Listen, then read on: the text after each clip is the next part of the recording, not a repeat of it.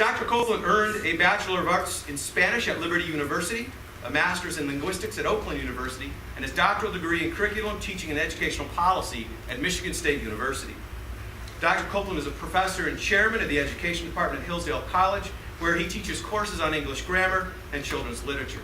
And in 2013, he was named Hillsdale's Professor of the Year and currently serves as Dean of Faculty. He is also co-author of A Well-Ordered Language, The Curious Child's Guide to Grammar, and English Grammar Curriculum for K-12 students. Please welcome Dr. Daniel Coupland.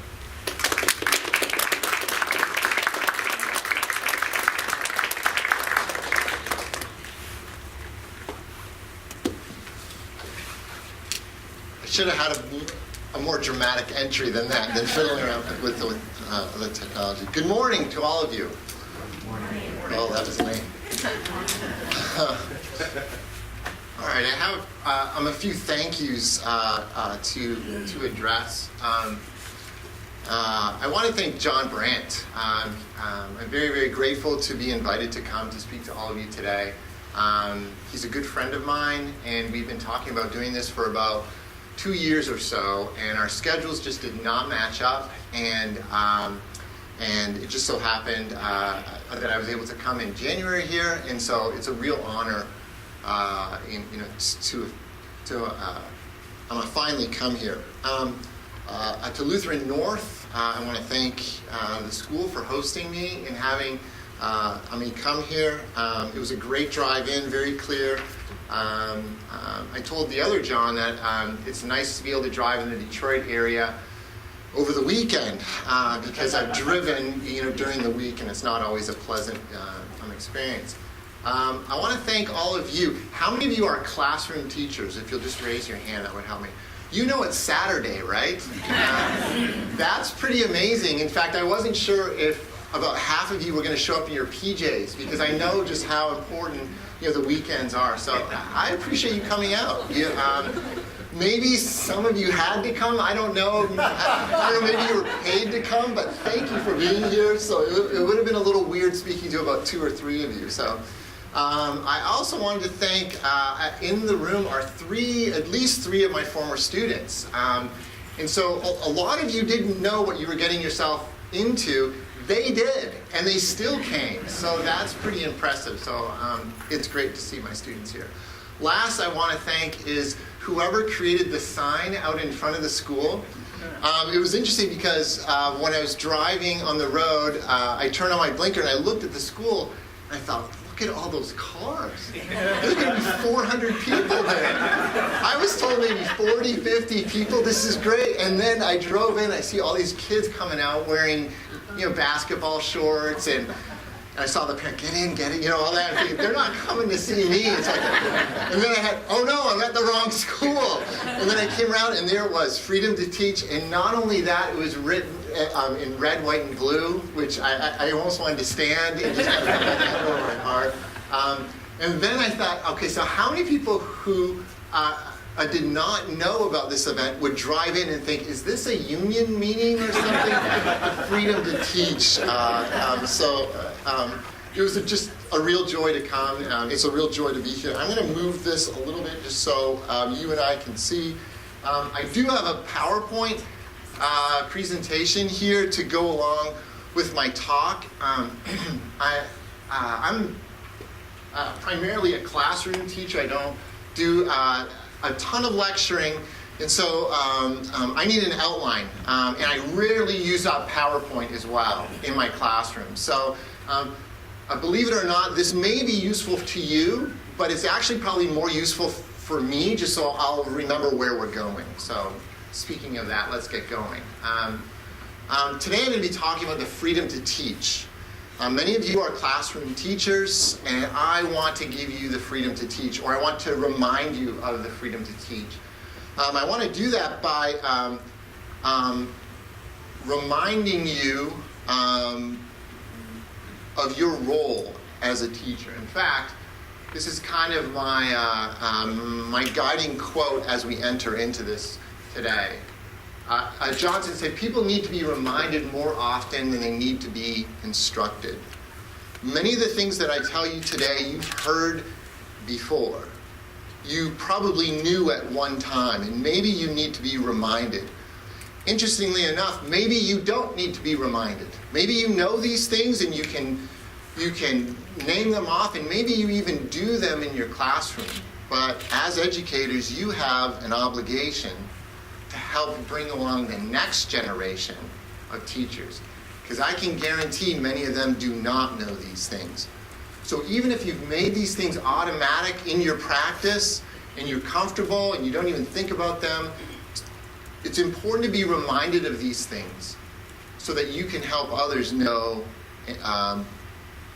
how to teach and to give them the freedom to teach as well. All right, so here are my goals. I have 4 of them today. I've already said I'm going to remind you. I'm going to remind you of things that most likely you already know. There may be an opportunity here along the way for me to instruct you as well. In other words, tell you some things that you haven't heard before. I also want to give you some relief. Teaching is an amazingly difficult, challenging job. I don't need to tell you that. I can look back to my first year of teaching. Oh, I need to say, by the way, I graduated from high school about a half hour from where we are today. I taught at a high school west of here about a half hour as well. And I still remember my first year of teaching. I was newly married, and my wife was a nurse, and she would go off to work, and she would punch in, she would work, and then she would punch out and she would come home and she'd have the rest of the evening. Well, my first year of teaching was not like that. I got up in the morning very early, got everything together, was one of the first people at school. I was at the copy machine, why aren't you copying, right? And trying to get my copies, taught all day long, came home, worked for about 2 hours, had dinner, and then when my wife went off to read a book or watch TV or hang out with friends, I went back to grading and planning for the next day. It was exhausting, right? So I want to give you some relief, and I'll explain a little bit about that later. And also I want to inspire you. If you come away from this discouraged, then I failed. I remember as a high school teacher, we had professional development every single year. And if you teach long enough, you begin to see a trend in professional development. They hire someone to come in, and that person comes in and tells you, everything that you've been doing is wrong. Here's the new way to do it, and they would encourage you to do it. And the underlying message was that you're not doing enough, right? You need to do more. At the end of my talk today, you might conclude that you're doing too much quantitatively. Maybe you need to be doing more qualitatively, right? I know my first year of teaching, I was doing way too much. And my mother, who was a former educator, said, "Son, let me give you some advice. Don't do anything for your students that they can do for themselves." Now that doesn't always apply, but that was really useful to hear in my first year of teaching when I was cutting up all these little sheets of paper, putting them in plastic bags, and planning out this elaborate activity that was over in 10 minutes, right, in the classroom. And at the end of the activity, I wondered, did that make any impact on them whatsoever? It made an impact on me because I lost 2 hours last night preparing this 10-minute activity. That's the kind of thing I'm talking about. So hopefully I'll inspire you to get back into your classroom and to be grateful that you are a teacher. I have some limitations. As I already said, teaching is an incredibly difficult thing to do because it is so complex.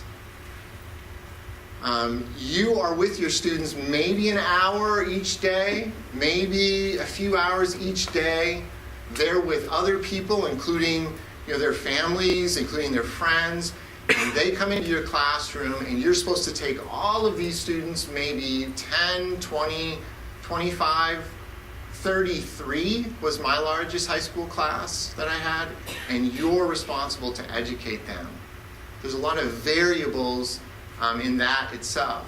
In addition, I'm speaking to a group of people. Some of you teach kindergarten, some of you teach art, some of you teach economics, a wide variety of teachers here. But I think that there's enough in common with teaching that maybe I might be able to talk about things that might be useful to you. Or again, maybe you would be able to mentor a teacher that's coming along and give some relief to that teacher. I also only have 90 minutes, and I'm going to try to hold to it too. Right now, in the back of your mind, you're going, thank goodness.